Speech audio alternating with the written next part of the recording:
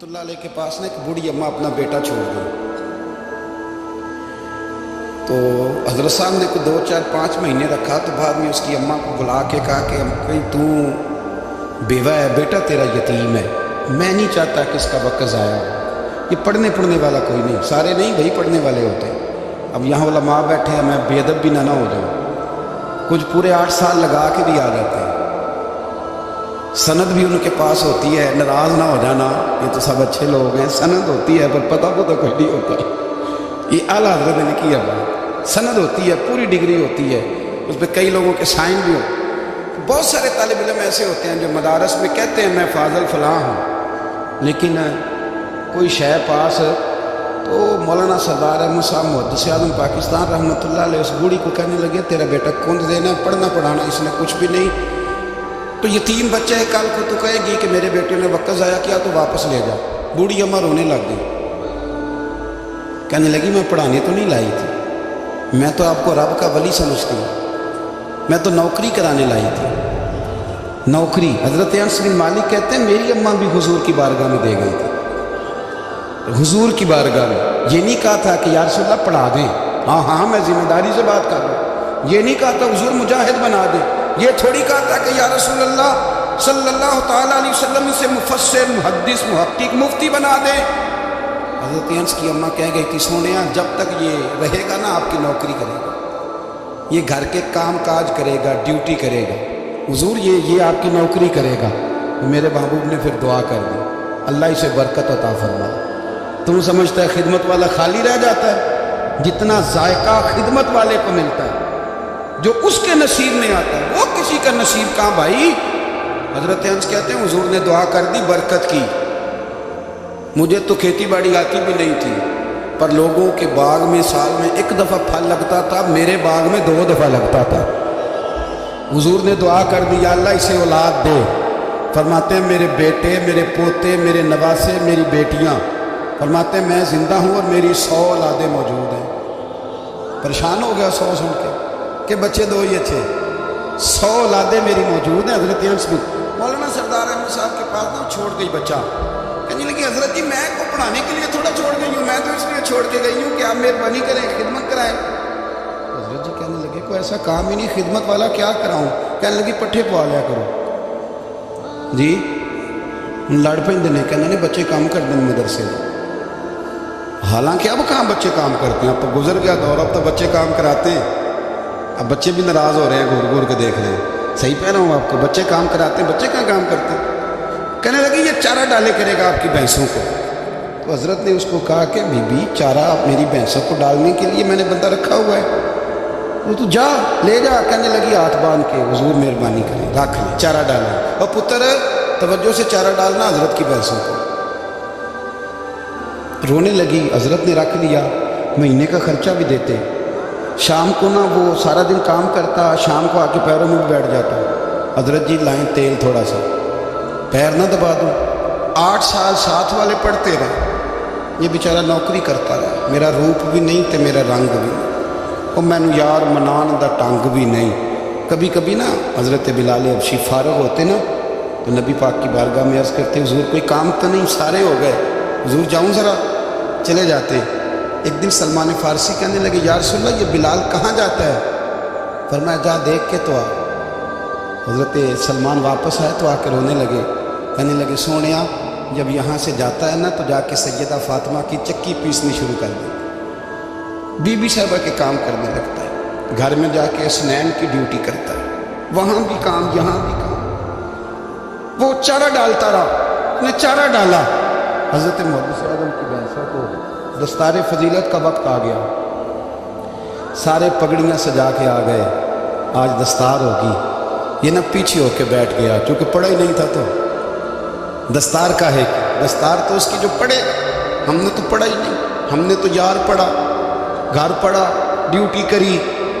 حضرت محدث اعظم رحمۃ اللہ علیہ کے ہاں جب اعلان ہونے لگا نا کہ اب دستار ہوگی تو حضرت نے پہلا اعلان اس کا فرمایا. تو مجھ جانا بندہ کپڑے بھی کدی کدی بدل دینا. وہ کہتا ہے جس حال میں بھی تھا میں پلٹ کے دیکھنے لگا کہ پڑھا پڑھایا تو ہے کوئی شے نہیں، یہ ماجرا کیا ہے. پیچھے سے اٹھ کے آئے تو کہتے ہیں باقیوں کی دستار کسی عالم نے کی، کسی صوفی نے کی، لیکن یہ بھینسوں کو چارہ ڈالنے والا جب آیا تو محدث اعظم نے فرمایا پگڑی کے بال کو کوئی ہاتھ نہ لگائے، یہ ساری دستار میں نے کرنی ہے۔ اور فرماتے ہیں حضرت بال بھی دیتے جاتے تھے اور آنسو بھی بہاتے جاتے تھے، ماتھا بھی چومتے تھے، اور فرماتے تھے دستار کے بعد چلا تو نہیں جائے گا یار، مجھے تو عبادت بھی نہیں رہ گئی، مجھے تو چابیوں کو بھی نہیں پتا کون سی کہاں رہتی ہے، جائے گا تو نہیں تو؟ رو پڑا کہنے لگا سونے جائے تو وہ جس کے پلے کچھ ہے، ہو آتا جاتا تو ہے کچھ نہیں، مجھے کس نے رکھنا ہے، میں نے کہاں جانا ہے، ادھر کہاں تو ادھر ہی رہوں گا۔ وہ اس طالب علم کے سارے استاد بھائی کہتے ہیں اس نے دستار کرائی، پڑھایا کچھ نہیں، پر جو مسئلہ اڑ جاتا تھا نا، وہ جو اڑ جاتا تھا نا، وہ جا کے اس سے پوچھتے تھے تو کتابیں کھولنے کی ضرورت نہیں پڑتی تھی۔ حضرت ام سلمہ رضی اللہ تعالیٰ عنہ کہتے ہیں میں نے عرض کی یا رسول اللہ صلی اللہ علیہ وسلم میری بچی بڑی بیمار ہے، تو مجھے کسی نے کہا ہے یہ تھوڑی سی نشے والی چیز ہے، یہ بنا کے تیار کر کے دو صحیح ہو جائے گی، بیمار ہے بچی تو یہ نشے والی چیز ہے، اس کو تیار کر کے دو، تھوڑا نشہ ہے۔ اگرچہ میں نے شروع میں کہا بعض لوگ مریض کو، سخت مریض کو ایسی ادویات جو مجبوری بن جائے اس کی گنجائش اور اجازت دیتے ہیں، محتاط علماء اس میں بھی بہت ساری چیزیں پہلے بیان کرتے ہیں، لیکن اس نے کہا جی میرا نشہ دینا ہے شفا کے لیے۔ حضرت ام سلمہ کہتی ہے میرے نبی پاک نے میری طرف دیکھا، میری طرف، تو میں نے کہا یا رسول اللہ آپ کیا فرمانا چاہ رہے ہیں؟ تو نبی پاک نے فرمایا ام سلمہ کبھی ناپاک چیز میں بھی شفا ہوئی ہے، کبھی ناپاک چیز میں بھی، کبھی شراب اور خمر میں بھی شفا ہو سکتی ہے۔ شفا رب کریم نے رکھی ہے پر شہد کے اندر رکھی ہوئی ہے، شفا اللہ نے رکھی ہے قرآن مجید میں رکھی ہوئی ہے، تو اس میں بھی کبھی یہ حضور نے بیان کیا ہے کہ اس کے اندر شفا ہو سکتی، تو امت کتنی دلیری کرتی ہے جو یہ مشورے دیتی ہے کہ اس کے اندر نشہ ہے، شراب ہے، تو کھانسی چلی جائے گی تو فلانی بیماری چلی جائے گی۔ نہ آؤ ان چیزوں پہ، نہ اپنے ایمان کو خرابی دو، اور نہ ایسی باتیں کرو جس سے کہ ڈائریکٹ رسول اللہ صلی اللہ علیہ وسلم کے واضح ارشادات کی مخالفت ہو۔ میرے نبی پاک صلی اللہ علیہ وسلم نے فرمایا، اور پھر کچھ لوگ کہتے ہیں تھوڑی پی ہے جی، اب تو میں تجزیے میں پڑھ رہا تھا کہ ایسی شراب ایجاد ہو گئی ہے، لوگ شراب پیتے ہیں اور وہ مست بھی رہتے ہیں، کار بھی چلاتے رہتے ہیں، کہتے ہیں جی نہیں ہمارا ذہن معاف نہیں ہوا تو یہ والی صحیح ہے، نشہ نہیں لاتی۔ میرے نبی پاک صلی اللہ علیہ وسلم نے فرمایا جس چیز کی تھوڑی مقدار، زیادہ مقدار حرام ہے اس چیز کی تھوڑی مقدار بھی حرام ہے، جس کی زیادہ مقدار حرام ہے اس کی تھوڑی بھی، تو خمر اور شراب اگر فل پینا جائز نہیں تو تھوڑی پینا بھی جائز، یہ حرام ہے اور حرام تھی اور قیامت تک حرام ہی رہے گی۔ میرے نبی پاک صلی اللہ علیہ وسلم نے منع کیا اور حضور نے اظہار ناپسندیدگی فرمایا، فرمایا 40 دن تو عبادت ہی قبول نہیں ہوتی شراب پینے والی جب تک سچی توبہ نہ کرے۔ یہ لفظ جب ادا کرتا ہوں تو شرم سے میری زبان لڑکھڑاتی ہے کہ یار درباروں پہ بھی نشہ بکتا ہے۔ میں یہ بات کر رہا ہوں صوفیاء کا ترجمان، درباروں پہ، مزاروں پہ، اور سجادہ نشینوں تمہیں زمین نگل جائے، آسمان تمہیں لے اڑے، تم پر قہر نازل ہو، تم نے باپ دفن کر کے تو وہاں نشے کا اڈا بنا لیا، ماؤں سے بیٹے چھیننے لگے ہو، عورتوں کے سروں سے کپڑے چھیننے لگے ہو، سہاگ مارنے لگے ہو، بیٹیاں اور بیٹے یتیم کرنے لگے ہو، نشہ بیچتے ہو درباروں اور مزاروں پہ، یہ تماشا لگ گیا۔ کیسے کروں یہ بات، پر کرنی پڑ رہی ہے، مجبوری ہے، یہ مضمون مکمل نہیں ہو سکتا۔ بند کر دیں وہ دربار، ہمیں نہیں چاہیے جن درباروں پہ نشہ بکتا ہے۔ میں ذمہ داری سے کہہ رہا ہوں، بات ریکارڈ ہو رہی ہے۔ جوتے کی نوک پہ وہ سجادہ نشین جو امت کو ڈرگز دیتا ہے، وہ سجادہ نشین کا ڈیرا نہیں، وہ گند کا اڈا ہے، وہاں سے فیض نہیں مل رہا، امت کی تباہی ہو رہی ہے، بتا دو، پھیلا دو، اس کو اعتراض کرنا ہے کرو۔ میرے رسول پاک سید عالم صلی اللہ تعالیٰ علیہ وسلم کا دین ضروری ہے، کسی پیر کی سجادگی ضروری، بولیے سجادگی ضروری، بڑی ذمہ داری سے کہہ رہا ہوں اور نمائندگی کر رہا ہوں اپنی جماعت کی۔ نہ ہمارے بزرگوں نے کل اس کی حمایت کی تھی، نہ آج کرتے ہیں، نہ قیامت تک کریں گے۔ بند کر دے وہ دربار اور مزار۔ بزرگ دنیا میں یہ کام کرنے آئے تھے، اور ہماری سوچ اتنی گر گئی ہے، اتنے ہم کمزور ہو گئے۔ کہتے ہیں جب اس کو چڑھ جاتی ہے تو پھر بڑی معرفت کی باتیں سناتا ہے۔ تجھے شرم نہیں آئی ہے لفظ کہتے ہوئے؟ اب نشئی تجھے معرفت سکھائے گا؟ اب تو شرابی سے، بھنگی چرسی سے دین سیکھے گا؟ کہتے ہیں اس نے پی ہوئی تھی، چڑھی ہوئی تھی، وہ بات کر دی تو میرا کام بن گیا۔ اتنی گندی اور میلی سوچ صاحب ایمان کی ہوتی ہے؟ تو اب نشیوں سے جا کر دعائیں کرائے گا؟ سن، میرے نبی پاک صلی اللہ علیہ وسلم نے فرمایا جو شراب پی لے، نشہ کر لے، اس کی تو 40 دن تک عبادت رب قبول نہیں فرماتا۔ تو کہتا چڑھی ہوئی تھی تو اس نے دعا کر دی، تجھے شرم ہی نہیں آئی بات کرتے؟ حیا ہی نہیں کیا تو نہ جملہ بولتے؟ یہ کوئی تصوف اور طریقت ہے؟ جاؤ اٹھا کے لے جاؤ۔ ایسی کوئی تصوف اور طریقت ہمیں نہیں چاہیے، ہمیں وہ والی طریقت چاہیے جس میں خدا کے قرآن کی بات ہوتی ہے اور محمد مصطفیٰ کے فرمان کی بات ہوتی ہے صلی اللہ علیہ وسلم۔ تو بھائی یاد رکھو، یہ کوئی طریقہ نہیں۔ ایک مزار ہے، مجھے ایک صاحب کہنے لگے آ جائے یہاں بھی فاتحہ پڑھیں۔ میں نے کہا یہاں کیا ہے؟ کہنے لگے تھے تو بابا جی نشہ وشہ کرتے، اور اب سنا ہے لوگوں کی منتیں بڑی پوری ہوتی ہیں۔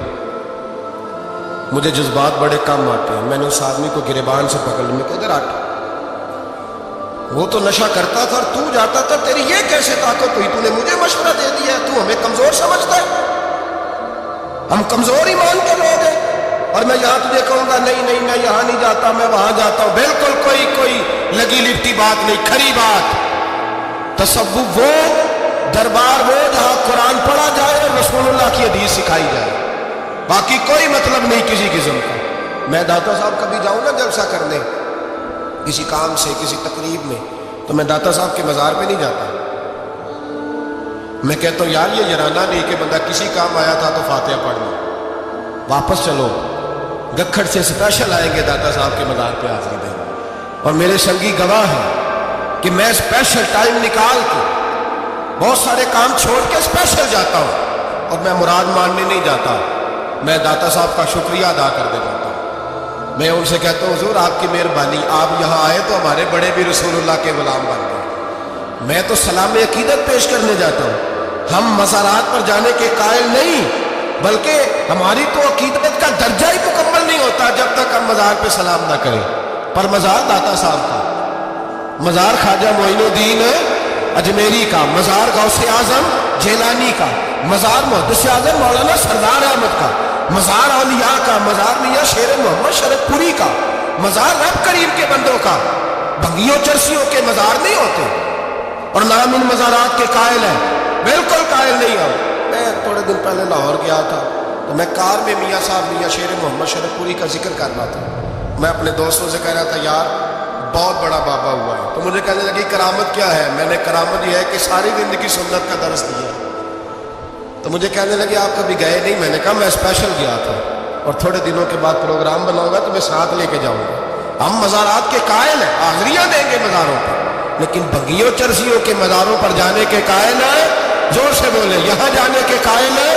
کوئی عقیدہ نہیں ہمارا۔ نشہ بکے گا مزاروں پہ، یہ تصوف ہوگا وہاں، یہ طریقت ہوگی؟ اور ملت پر رحم کھاؤ خدا را۔ اگر تمہارے قومی ادارے کہتے ہیں رپورٹ کرنے والے کہ 70 لاکھ پاکستانی نشہ کرتا ہے، تو کیا تمہیں یہ نہیں پتا کہ نشہ بیچتا کون ہے؟ کیا تمہیں یہ نہیں پتا کہ ڈرگز کا کاروبار کون کرتا ہے؟ اگر تمہیں یہ پتا ہے تو کیا یہ خبر نہیں تمہیں کہ ان رگوں پر یہ خون اتارتا کون ہے؟ میں اپنے بزرگوں سے معذرت کے ساتھ، نشے کا آغاز، ناراض تو نہیں ہو جائیں گے بزرگ؟ نوجوانوں کو میں لتاڑ لیتا ہوں، لیکن بزرگوں کی عزت کرنا سنت ہے، تو میں بزرگوں سے معذرت کے ساتھ یہ یوں سمجھ لیے خوگرے حمد سے تھوڑا سا گلا بھی سن لیں۔ نشہ سگریٹ سے شروع ہوتا ہے، سگریٹ سے۔ میں تمباکو کو حرام نہیں کہتا، یہ فتویٰ نہیں دے رہا۔ تمباکو کا حکم وہی ہے جو مولی کا ہے، جو کچے پیاز اور لہسن کا ہے، کہ آپ جب کھا لیتے ہیں تو منہ سے بدبو آتی ہے، تو آپ مسجد میں آئے تو آنے سے پہلے مسواک کریں، منہ صاف کریں، پھر آپ آ جائیں۔ تو جائز ہے، مکروہ ہے لیکن حرام ہے۔ لیکن تمباکو سے آگے جب حالات بڑھتے ہیں، تجزیہ نگاروں نے لکھا ہے کہ ہمارے پنجاب کے کچھ علاقوں میں اب سگریٹ سے نکال کے نا، پہلے بھی بھرتے تھے لوگ اس میں بڑا کچھ، اب پتہ ہے کہ نیا نشہ ایجاد کیا، اب اس کے اندر چسبی بھرتے ہیں اور چھپکلی کو مار کے سکھا کے خشک کر کے اس کو پیس کے وہ ساتھ نشے کے ملاتے ہیں، اور اس کا حال یہ ہوتا ہے کہ آدمی کو زیادہ نشہ ہوتا ہے، اور کہتے ہیں وہ اتنا گند ہے کہ وہ آدمی کسی کو دانت بھی لگائے گا تو وہ بندہ بھی بیمار ہوگا۔ کیا یہاں لوگ اسپرٹ نہیں پیتے ہیں آپ کے ملک میں؟ اور ہم کبھی سڑک پہ جاتے ہیں تو نشئی کو دیکھ کے مذاق کرتے ہیں، دیکھنا میں ہارن لگاؤں گا تو گاڑی کے ہارن سے گر جائے گا،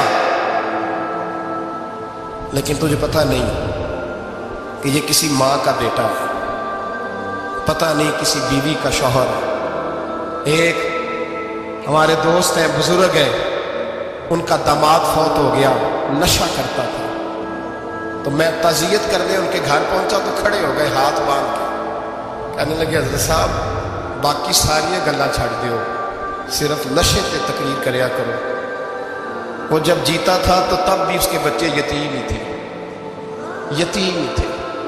میری بیٹی جب میرے گھر آتی تھی اور میں اپنے پوتوں کے اترے کپڑے اسے پہننے کو دیتا تھا تو میرا کلیجہ پھٹتا تھا، اور میری بیٹی اس کی زندگی میں بھی بیوہ کی زندگی گزار رہی تھی، وہ میری بہوؤں کے اترے ہوئے کپڑے پہنتی تھی، کوئی دعا کرو، کوئی جلسے کرو، یہ لت ختم ہو جائے۔ اور کہنے لگا اب میرے وہ چلا تو گیا ہے، دادا دادی اس کے پہلے کوئی نہیں، چچا ہے کوئی نہیں، جب تک تو میں زندہ ہوں ان نواسوں کو کوئی روٹی کا لقمہ، کوئی کپڑا مل جائے گا، لیکن سوچتا ہوں میں بوڑھا ہوں، مر گیا تو ان کو کوئی پوچھے گا بھی، کون ان کی خبر؟ اتنا ظلم اس قوم سے، اتنی زیادتی، اور آرام سے لکھ کر لوگ گزر گئے کہ یہ 70 لاکھ ہے، ان کا درد تو سمجھو، تکلیف تو سمجھو۔ 7 فٹ کا سونا جوان اور نشے کا عادی ہے تو کسی نالی میں پڑا ہوا ہے۔ اور میں نے کہا اس قوم کے ساتھ اس سے بڑا بھیانک مذاق کیا ہوگا؟ کوئی دانشور تھا بڑا ظالم، اس ظالم سے کوئی مشورہ لینے آیا، اس نے آ کے کہا تو بڑا ظالم ہے، بڑے کڑوے مشورے دیتا ہے، میرا ایک دشمن ہے، میں اس سے بدلہ لینا چاہتا ہوں، میرا دل کرتا ہے اس کا بچہ قتل کر دوں تاکہ وہ تڑپے۔ تو ظالم نے کہا اسے قتل نہ کر، وہ تو اس کا باپ 2-4 مہینے رو کے چپ کر جائے گا، اور پھر میں سخت سزا دینا چاہتا ہوں، مشورہ دے۔ تو اس نے کہا اس کے بچے کو نشے پہ لگا دے، جس کا بچہ نشہ کرے گا وہ باپ روز مرے گا، روز جیے گا، وہ ماں روز مرے جیے گی، نشے پہ لگا دے۔ اس قوم کے ساتھ سب سے بڑا ظلم یہ ہوا کہ ملت کا جوان نشے پہ لگ گیا، ڈرگز پہ لگ گیا، اتنے تباہ حالات ہوئے کہ جوان چڑھتی جوانیاں، اماں نے کتاب دے کے بھیجا تھا، اور کالج سے واپس آئے تو نشے کے ٹیکے ہاتھوں میں پکڑے ہوئے، ٹیکے۔ اور آپ کے اس ملک کے اسلام آباد میں ایک دن میڈیا نے وہ خبر بھی وائرل کی اور وہ چیز بھی دکھائی لوگوں کو، 3 مہینے کا بچہ لے کے نشئی سڑک پہ آ گیا، اس نے کہا میرا نشہ ختم ہو گیا، میرا بچہ خرید لو، 2 پڑیاں دے دو۔ تو وہاں بیویاں جو سن رہی تھی وہ بھی چیخے مار کے رو رہی تھی۔ یہ ظلم کیا اس قوم کے ساتھ، اور کرپشن کی لعنت نے اجازت دی سپلائی کرنے والوں کو کہ گلی گلی بھیجے، گلی گلی۔ انہوں نے کچھ تھوڑا ظلم نہیں کیا ان حکمرانوں نے، اور ہماری اپوزیشن اس کو نہ صرف اتنا پتا ہے کہ یہ جائیں اور ہم آئیں، اس سے زیادہ کوئی غرض نہیں۔ بھائی کرپشن کے خلاف نکلے ہو، تم نشے کے خلاف کس دن نکلو گے؟ جوئے کے خلاف کس دن؟ قوم تو مر رہی ہے نشے سے، اس کے خلاف میدان میں کب آؤ گے؟ صرف اتنا ہے کہ یہ جائیں اور ہماری باری آئے، اس سے زیادہ کچھ نہیں۔ جتنے مجرم وہ ہے اتنے ہی تم بنتے جا رہے ہو۔